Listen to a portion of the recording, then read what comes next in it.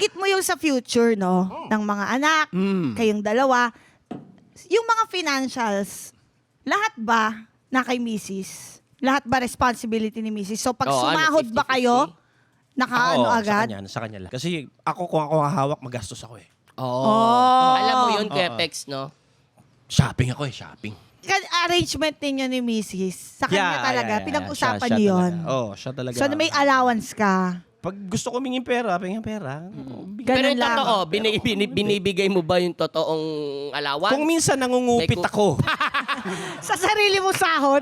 Ate Ems, sarili alam mo kong na. sahod. Yung Alam niya naman yun. Alam kasi na yun. lahat naman ng gamit ko, nandun lang sa Alam bahay. niya na yan. Ano yung hindi niya Alam alam? niya na yun. Kasi Alam na lahat minsan yan. ayaw niya na Oo. akong bigyan. Alam niya may pera ako. Pero pag Oo. alam niya wala akong pera, bibigyan niya ako. Baka makatisod ka ng isang bilaong kamatis dyan. Wala kang pambayad. Ah. Ano ang mood mo naman?